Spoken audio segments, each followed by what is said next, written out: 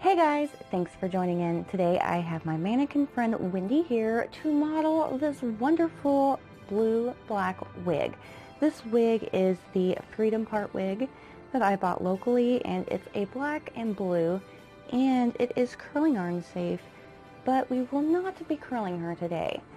So I purchased this and it was a store display, so it is like really tangly and unruly, and then I've got like static pieces, so I'm definitely going to give her a wash. And we don't know where she's been. She's probably fell off the mannequin or been on the floor.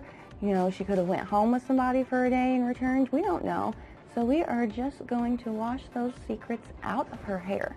Now Wendy here is going to be leaving us for this next portion when we go into the bathroom to wash this gorgeous wig. Alright guys, so the first step is to add some, I'm using like a lukewarm, not too cold, not too warm, water into a bowl.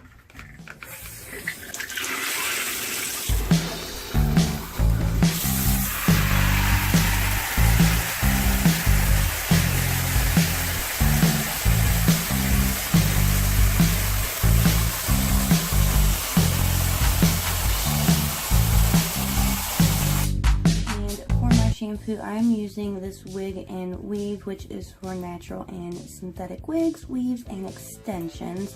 This was $5.99 from a local store, and I bought this because it's just better because it is actually for wigs, and since I'm using synthetic, it can get quite tangly. If you have human hair wig, usually you can get away with like 10 to 12 wears before needing to shampoo.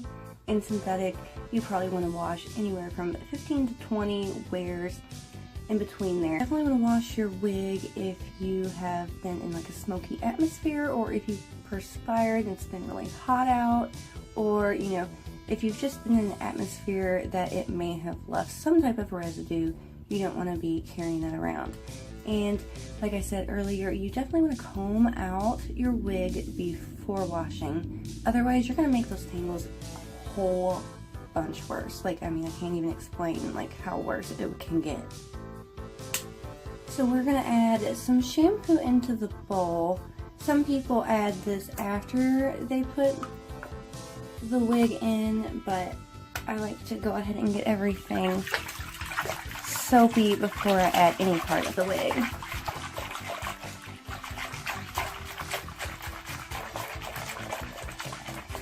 I've just agitated the water some to get some bubbles, and now for our wig. So I'm going to kind of get it to saturate. I'm not just going to like plop it in, because I want it to get in through all of the layers and lay it in. Now this is not going to be shampooed like your hair on your head. Like, you do not want to scrub or anything like that. You will have a disaster. So pretty much you just want to swish the wig around, but you want to keep it like from overlapping and just kind of like in that same form as you laid it in. But you do want the water to get in through all of the hair strands and down into like the cap part. Make sure you get your part and around your face, because that's where your makeup gets the most, and you definitely don't want half of the wig looking good. So I'm just going to swish it around, and most online sites that have like wigs you buy from recommend just washing it anywhere, like letting it soak from 5 to 15 minutes. 15 minutes if you've been in like a smoky atmosphere, definitely. This wig, like I said, was just a store display, and I just wanted to make sure it was clean before I started wearing this thing.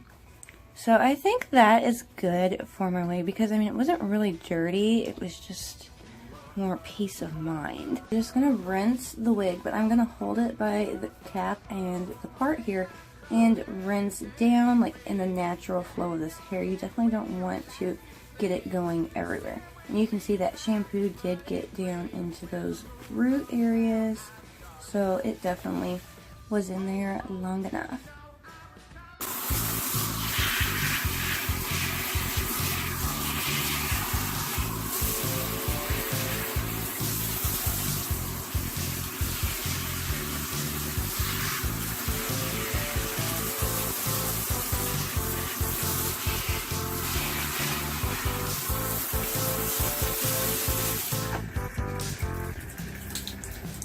And I just rinsed till I didn't see any more of the sudsy bubbles. So for the next phase, we don't want to like wring this out or like scrub it together. We're gonna lightly shake her out in the tub, kind of like a shake dry, and we are going to go to the mannequin head and form it. And back in the room with Wendy, I just put the wig back on her, and this is what it looks like after I've got done with just a little shake in the bathroom. And this is the same brand as the shampoo, but this is a wig and weave detangle spray for human synthetic hair lace front wigs, and this is $5.99. I purchased this local, so I'm gonna go ahead and spray some in. And this is just because this product requires you to spray it in on damp hair. Now, if you have other products, you want to make sure you read those directions so that you don't cause the hair to become too heavy and like weighted down. And I'm just gonna kind of pull it through. I know that the ends, like I don't want to put too much on there, but the ends were kind of scary looking. So I'm gonna just make sure to mist them. And then I'm gonna go ahead and fix this part right here because like it's just not laying right. I don't want to brush her because when you brush it, when it's wet, you tend to pull the hair out from the cap. So you just want to be as gentle as you can, and like a finger pick is fine, but just nothing like with a brush or anything. And I'm gonna make sure that this is all smoothed down right here. These little straggly things, because when they dry, I want them to be woven in. I don't want that to permanent look. And all my products I used today are for wigs. Definitely suggest just going ahead and purchasing products specifically for the wigs because it's going to make them last. And now I'm going to let her air dry because you definitely do not want to use a hair dryer on this. And even with the real ones, it's just better if you can let it air dry naturally. And even though she is heat resistant for like 400 degrees, I believe it said, I would just only put my spiral curlers in her hair, and maybe I will show you guys on my longer wig here soon. But this will probably be dry here probably by tomorrow because it's already kind of dry up here some. And I will show you guys the finished look when it fully is dry. Here's my wig fully dry. You can see that it has some natural curls, so I've gone in and tried to just kind of form those curls some while I leave this sit, because that way the style will set in. And I sprayed just a little bit more conditioner, and I'm trying to smooth down those ends. Since this is the first wash, it's kind of shedding just a little bit.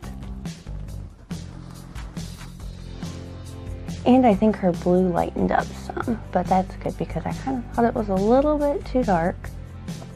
You can see there's some of those curls, and we'll just form them and smooth anything else down so that it is ready to go when I want to wear it next. And that is the easy, simple care for your wigs. If you guys have any questions, comment down below.